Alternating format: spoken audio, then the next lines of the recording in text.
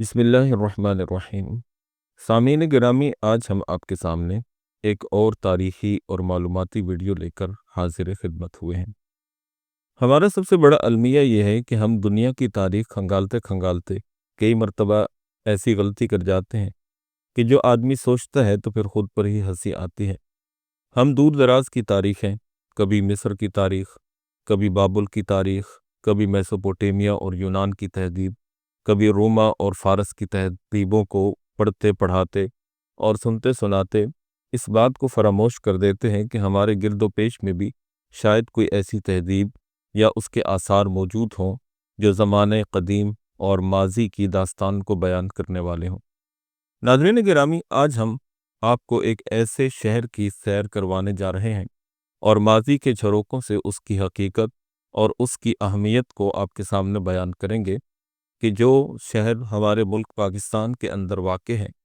چنانچہ آج کا ہمارا موضوع ہے پاکستان کا شہر ٹیکسلا۔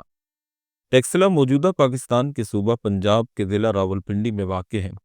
یہ شہر تقریباً 500 قبل مسیح سے آباد تھا اور گندھارا تہذیب کا مرکز سمجھا جاتا تھا۔ ٹیکسلا کا مطلب ہے پتھروں کی بستی۔ ٹیکسلا دراصل گندھارا سلطنت کا دارالحکومت تھا۔ یہاں بدھ مت کے پیروکاروں نے اسٹوپا، خانقاہیں اور درسگاہیں تعمیر کی۔ یہی جگہ بعد میں دنیا کی مشہور ترین تعلیمی درسگاہ گندھارا یونیورسٹی کی جائے وقوع بنی۔ 326 قبل مسیح میں سکندر اعظم یعنی الیگزینڈر دی گریٹ نے ٹیکسلا پر قبضہ کر لیا۔ یہاں کے حکمران راجہ امبی نے بغیر جنگ کے سکندر کو شہر حوالے کر دیا۔ بعد میں ٹیکسلا چندرگپت موریہ اور اشوکا کے زیر اثر آیا۔ اشوکا کے دور میں یہ شہر بدھ مت کا عالمی مرکز بن گیا۔ 5ویں صدی عیسوی میں ہن قبائل نے ٹیکسلا پر حملہ کیا اور شہر کو جلا دیا۔ خانقاہیں تباہ کر دی گئیں اور یونیورسٹی کا خاتمہ ہو گیا۔ اس کے بعد یہ شہر کبھی واپس اپنی پرانی عظمت حاصل نہ کر سکا۔ آج ٹیکسلا کے کھنڈرات میں بدھ اسٹوپا، خانقاہیں اور قدیم یونیورسٹی کے آثار موجود ہیں۔ برٹش آرکیولوجسٹ سر جان مارشل نے 1913 سے 1934 تک یہاں کھدائی کی اور ٹیکسلا کی تاریخ دنیا کے سامنے رکھی۔ ٹیکسلا کو یونیسکو ورلڈ ہیریٹیج سائٹ میں شامل کیا گیا ہے۔ یہاں کا ٹیکسلا میوزیم بدھ مت اور گندھارا تہذیب کے ہزاروں نوادرات کا گڑھ اور مجموعہ ہے۔ ٹیکسلا کی تاریخ گندھارا یونیورسٹی اور اس کی علمی حیثیت کو جانے بغیر نامکمل سمجھی جاتی ہے۔ چنانچہ ٹیکسلا 5ویں صدی قبل مسیح سے ہی علم اور تہذیب کا مرکز تھا۔ یہاں پر قائم درسگاہ کو بعد میں تاریخ نے گندھارا یونیورسٹی کے نام سے یاد کیا۔ یہ یونیورسٹی کوئی ایک فرد کی بنائی ہوئی درسگاہ نہیں تھی، بلکہ گندھارا کے راجاؤں اور مذہبی پیشواؤں کے تعاون سے وجود میں آئی۔ بعد میں موریہ سلطنت اور کوشانہ بادشاہوں نے بھی اس یونیورسٹی کی سرپرستی کی۔ چینی مورخ فاہیان اور ہیون سانگ کے سفرناموں میں اس یونیورسٹی کا ذکر بڑے فخر کے ساتھ ملتا ہے۔ چنانچہ اگر ہم اس کے طلباء اور یہاں پر علم حاصل کرنے والے تشنگان علوم کی بات کریں تو ٹیکسلا اس وقت کا بین الاقوامی علمی مرکز تھا۔ ایران، یونان، چین اور وسطی ایشیا سے طلباء یہاں علم حاصل کرنے کے لیے آتے تھے۔ یونانی مورخ میگستھنیز کے مطابق یہاں ہزاروں طلباء مقیم تھے۔ چینی زائرین کے بیانات کے مطابق ایک وقت میں یہاں 5000 سے 10,000 طلباء تعلیم حاصل کیا کرتے تھے۔ پورا شہر گویا ایک یونیورسٹی تھا۔ گلیوں، خانقاہوں اور اسٹوپا کے آس پاس ہر وقت علمی بحث و مباحثہ جاری رہتا تھا۔ جب بھی کسی تعلیمی ادارے یا یونیورسٹی کی بات کی جاتی ہے تو سب سے پہلی چیز جو کسی بھی انسان کے ذہن میں آتی ہے وہ یہ آتی ہے کہ اس یونیورسٹی اور اس تعلیمی ادارے میں کس چیز کی تعلیم دی جاتی تھی۔ چنانچہ گندھارا یونیورسٹی کا نصاب بہت وسیع تھا جو یہاں پر پڑھایا جاتا۔ چنانچہ یہاں پر جو تعلیم دی جاتی اور جو علوم پڑھائے جاتے ان کو اگر خلاصتاً بیان کیا جائے تو ہم یوں کہہ سکتے ہیں کہ گندھارا یونیورسٹی کے اندر بدھ مت کی فلسفیانہ تعلیم دی جاتی، ویدک ادب اور سنسکرت کی تعلیم بھی دی جاتی اور منطق اور فلسفہ، اس کے ساتھ فلکیات اور ریاضی، طب اور جراحی اور ریاستی علوم اور سیاست وغیرہ، یہاں تک کہ عسکری علوم بھی یہاں پر سکھائے جاتے۔ یہاں تعلیم صرف کتابی علم تک محدود نہیں تھی بلکہ عملی تربیت بھی دی جاتی تھی۔ اس درسگاہ نے دنیا کو ایسی شخصیات دیں جنہوں نے تاریخ کا دھارا بدل دیا۔ پانینی، جس نے سنسکرت کا پہلا مکمل گرامر مرتب کیا، جس کی الگ سے ویڈیو ہمارے چینل پر موجود ہے، وہاں پر آپ ملاحظہ کر سکتے ہیں۔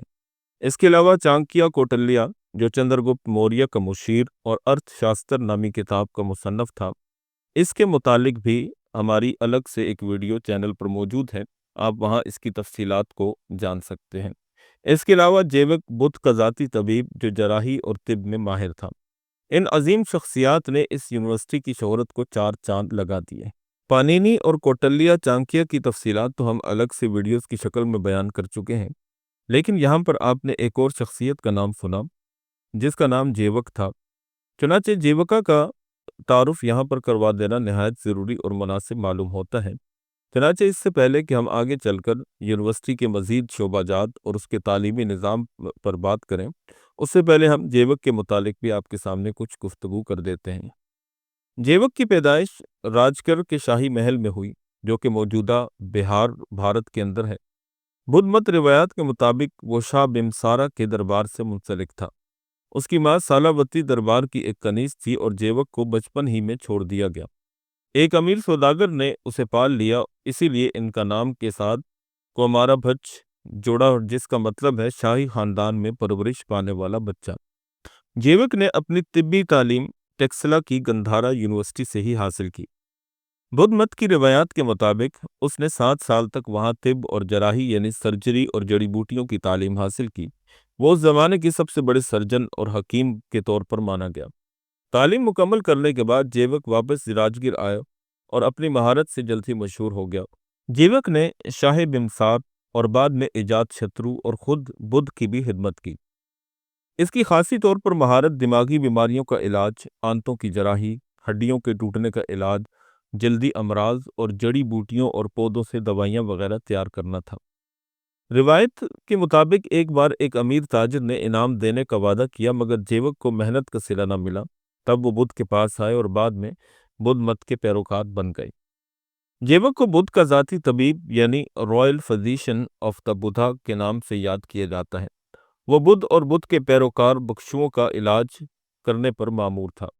بدھ مت کی تحریر یعنی تپٹکا میں ان کا ذکر کئی جگہ پر ملتا ہے۔ بدھ مت کی وینایا پٹک اور سوتا پٹک میں جیوک کی طبی خدمات اور تعلیمات درج ہیں۔ جیوک سوتر نامی ایک باب پالی کینن میں موجود ہے جس میں وہ بدھ سے سوالات کرتے ہیں۔ بدھ نے جیوک کی تعریف کی اور انہیں سچائی کے راستے پر گامزن رہنے کی تلقین کی۔ جیوک کو برصغیر کا پہلا باقاعدہ سرجن بھی کہا جاتا ہے اور آیوروید طب کے بڑے معالجین میں شمار کیا جاتا ہے۔ بدھ مت کے ماننے والے آج بھی اس کو بطور روحانی اور طبی شخصیت کے طور پر یاد کرتے ہیں۔ ان کا نام تھائی لینڈ، برما، میانمار اور سری لنکا کے بدھ مت مندروں میں دعاؤں میں بھی لیا جاتا ہے۔ اس بات سے اندازہ لگایا جا سکتا ہے کہ جیوک کا مقام بدھ مت کے اندر کس قدر بلند اور اونچا ہے۔ بہرحال اب ہم آتے ہیں گندھارا یونیورسٹی کی طرف اور اس کے تعلیمی نظام اور طریقہ کار کی طرف۔ گندھارا یونیورسٹی کا سب سے حیران کن پہلو اس کا نظام تعلیم تھا۔ یہاں تعلیم اور رہائش بالکل مفت تھی۔ اساتذہ شاگردوں کے ساتھ رہتے اور ان کی تربیت صرف علم تک محدود نہیں تھی، بلکہ اخلاق اور کردار سازی پر بھی زور دیا جاتا تھا۔ ہر استاد کے گرد شاگردوں کا مخصوص حلقہ ہوتا اور یہ حلقے علمی مباحثے کے مراکز سمجھے جاتے تھے۔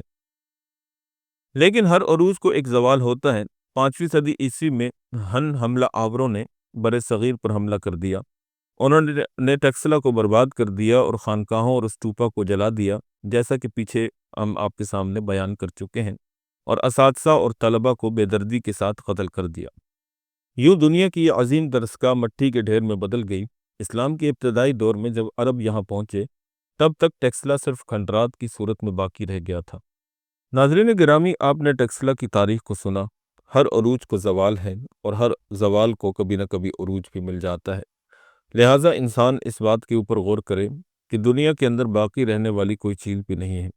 بڑے بڑے شہر، بڑی بڑی تہذیبیں اور بڑے بڑے علمی مراکز آج کھنڈرات اور ویرانوں کا منظر پیش کر رہے ہیں۔ جہاں کبھی علم اور فہم کی باتیں ہوا کرتی تھیں، فلکیات اور آسمان سے اوپر کی باتیں ہوا کرتی تھیں، آج وہاں پر کوئی انسان اور ذی روح موجود نہیں ہے اور وہ وحشت کے مناظر پیش کرتے ہیں۔ رات کو تو چھوڑیے، کسی آدمی کے دن میں بھی وہاں اکیلے شاید جانے کی ہمت نہ ہو۔ تو کیا ہے کہ اصل ذات اللہ رب العالمین کی ہے، جو ہر عروج کو زوال دیتا ہے اور ہر زوال کو عروج بخشتا ہے۔ سب کچھ اسی کے ہاتھ میں ہے۔ امید ہے کہ آپ کو ٹیکسلا کی تاریخ اور بالخصوص گندھارا یونیورسٹی کی تاریخ سن کر بہت کچھ نیا سیکھنے اور جاننے کو ملا ہوگا اور آپ کے علم میں اضافہ بھی ہوا ہوگا۔ اگر آپ کو ہماری یہ ویڈیوز پسند آتی ہیں اور آپ کے علم میں اضافہ ہوتا ہے تو ہمیں سپورٹ کیجئے، ہمارے چینل کو سبسکرائب کر کے گھنٹی کے آئیکن کو پریس کر دیجئے تاکہ ہماری نئی آنے والی ویڈیوز کے نوٹیفیکیشنز آپ تک بر وقت پہنچتے رہیں۔ اپنا بہت سا خیال رکھیے گا۔ اللہ حافظ۔